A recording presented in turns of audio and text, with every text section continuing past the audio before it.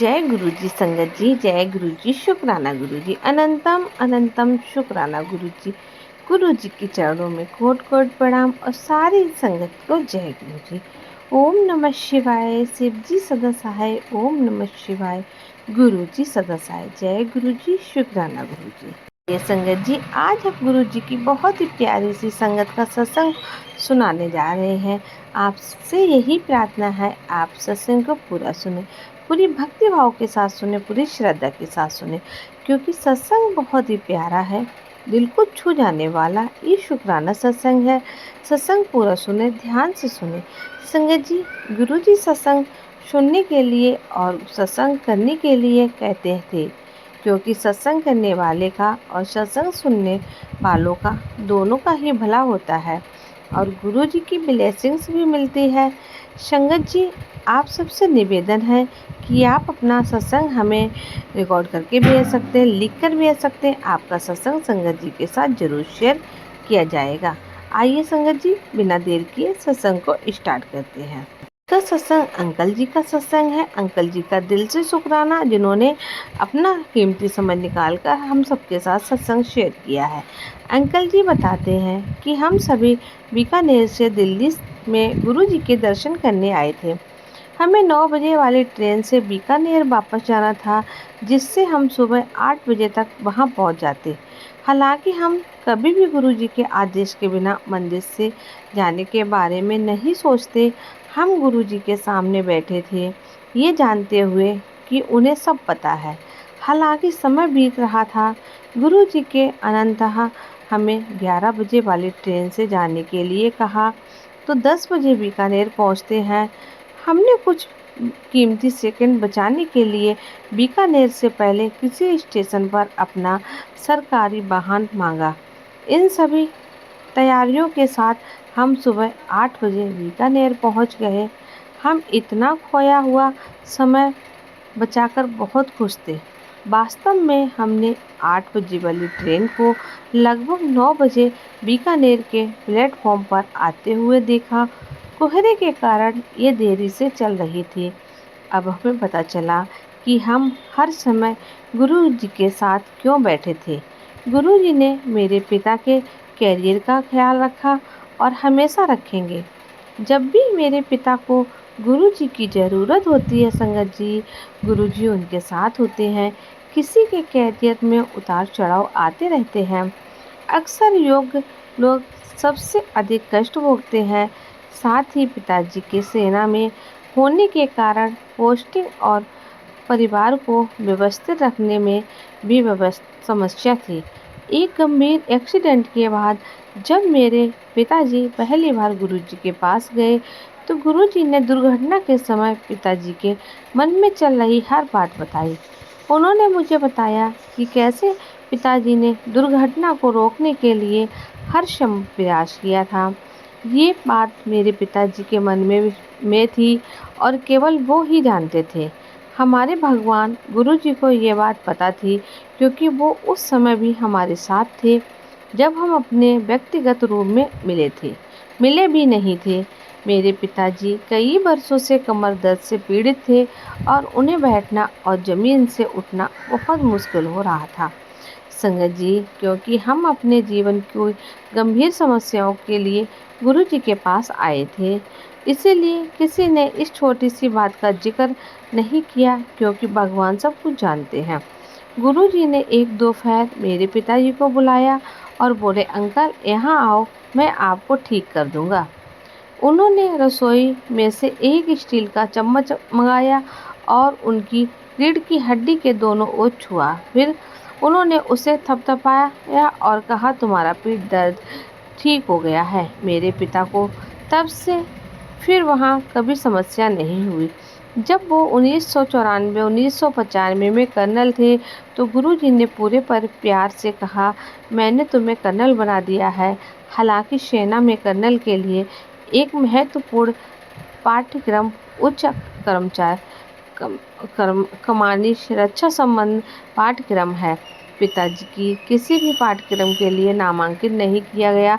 हालांकि वो एक उत्कृष्ट अधिकारी थे, फिर उन्हें लेह में एक पैदल सेना ब्रिगेड के उप कमांडर के रूप में तैनात किया गया। वहाँ उनका कार्यकाल गुरुजी की कैपेसिटी इतना उत्कृष्ट था कि मेजर जनरल के पद पर उनकी पदोन्नति के लिए एकदम सही आधार तैयार किया गया।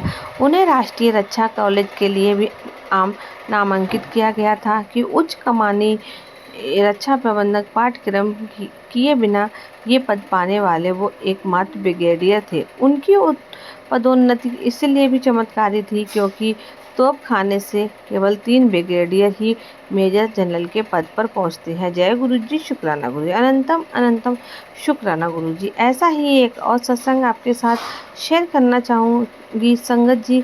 बहुत पहले की बात है, हम जालंधर आकर गुरुजी के दर्शन करते थे और रविवार की रात को वापस चले जाते थे ताकि सोमवार की सुबह काम पर उपस्थित हो सके, क्योंकि उन दिनों पंजाब में रात में बस सेवा उपलब्ध नहीं थी। इसलिए हम आमतौर पर ट्रेन पकड़ते थे जो रात को 2:30 बजे निकलती थी। एक दिन जब हम गुरुजी के पास थे, मेरे पिता को अगली सुबह 8:30 बजे कार्यालय पहुंचना था, किंतु गुरुजी ने हमें ट्रेन के समय से बहुत देर तक बैठे रहने को कहा और हमें 9 बजे निकलने को कहा। इस मर्द के साथ कि हमें जालंधर कैंट स्टेशन से ट्रेन पकड़नी होगी। अगली ट्रेन सुबह 4 बजे आने वाली थी, जो मेरे पिता के लिए उस समय पर कार्यालय पहुंचने के लिए बहुत देर हो जाती, किंतु हमने उनकी आज्ञा का पालन किया और 1 बजे कैंट स्टेशन पहुंच गए। मेरे पिता स्टेशन को पूछताछ खिड़की पे चले गए, जिसके बारे में उन्हें पूरी उम्मीद थी कि उस समय खिड़की बंद होगी। हालांकि यह खुला था और जब उन्होंने काउंटर के पीछे वाले व्यक्ति से पूछा कि क्या हुआ, 4 बजे से पहले अम्बाला के लिए कोई ट्रेन है, तो उस व्यक्ति ने उन्हें बताया कि एक विशेष ट्रेन रद्द के लिए स्टेशन के बाहर प्रतीक्षा कर रही है और संभवतः अम्बाला की ओर जाएगी। मेरे पिता ने जल्दी से सभी को अंदर बुलाया और जैसे ही हम प्लेटफॉर्म पर पहुंचे, ट्रेन भी आ गई। पूरी तरह से खाली ट्रेन। हमें अपने लिए एक पूरा डब्बा मिला। डब्बे में अकेले रहना थोड़ा डरावना था और शायद उस ट्रेन में भी हमें सुरक्षा सुनिश्चित करने के लिए उस डब्बे के दोनों दरवाजे बंद कर दिए। जैसे ही ट्रेन आगे बढ़ी, हमारी चिंता बढ़ गई, क्योंकि उस ट्रेन में कुछ ही सामान नहीं लग रहा था। यहाँ तक कि उसका चलने का तरीका भी जालंधर से अम्बाला जाते समय पूरी यात्रा के दौरान हमें ऐसा लग रहा था कि ट्रेन पटरी से लुढ़क के बजाय हवा में सैर कर रही है, क्योंकि ये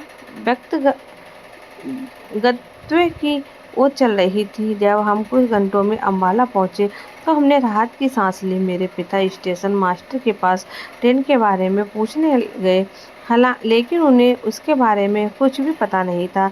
जरा कल्पना कीजिए कि स्टेशन मास्टर को ये नहीं पता कि ट्रेन कहाँ जा रही थी। हमने भगवान का शुक्रिया अदा किया और हमारी यात्रा जारी रही। जैसे ही हम स्टेशन से बाहर निकले और बस की तलाश की, हम सीधे एक बस में जा बैठे। क्या किस्मत थी, हम अगले 40 मिनट में चंडीगढ़ पहुंच गए। इससे पहले कि हम कुछ समझ पाते, ड्राइवर ने बस को मुख्य बस स्टैंड पर ना ले जाने का फैसला किया और यात्रियों को एक सर्कल में उतार दिया, जिसमें से किसी ने भी इस पर कोई आपत्ति नहीं जताई। इस चक्कर में ने हमें मेरे पिता के घर के बहुत करीब उतारने का मौका दिया। जब मेरे पिता ने बस ड्राइवर से संपर्क किया तो उसमें हमें चंडी मंदिर गेट पर उतारने का वादा किया और निश्चित रूप से हम अगले 15 मिनट में वहां पहुंच गए। आखिरकार जब मेरे पिता ने अपने वाहन के लिए परिवहन शहर को फ़ोन किया तो उन्हें उम्मीद थी कि कोई तुरंत जवाब देगा और उनके ड्राइवर को तुरंत ढूंढकर उनके पास ले आएगा, क्योंकि उनके पास उसके लिए समय नहीं था। मेरे पिता को विश्वास नहीं हुआ कि जिस व्यक्ति ने फ़ोन उठाया वह खुद उनका ड्राइवर था। हर कदम सही होने के कारण मेरे पिता खुद को भाग्यशाली मानते थे कि वह समय पर कार्यालय पहुंच गए। हालांकि हम सामान्य प्राणी हैं, हमने बिना कोई बड़ा गड़बड़ बनाए गुरुजी को धन्यवाद दिया। अगले सप्ताह जब हम जलंधर लौटे तो गुरुजी ने हमसे हमसे सबसे पहले पूछा, तुमने भूतिया ट्रेन कैसे खोजी?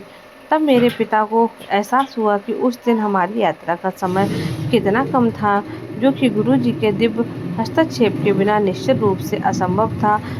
गुरुजी महान हैं और अंत में मैं गुरुजी का दिल से शुक्राना करना चाहूँगी।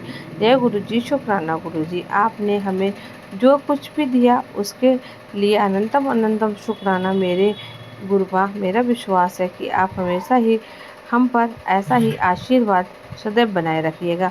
जय गुरुजी, शुक्राना गुरुजी। ओम नमः शिवाय, शिवजी सदा सहाय। ओम नमः शिवाय, गुरुजी सदा सहाय। जय गुरुजी, शुक्राना।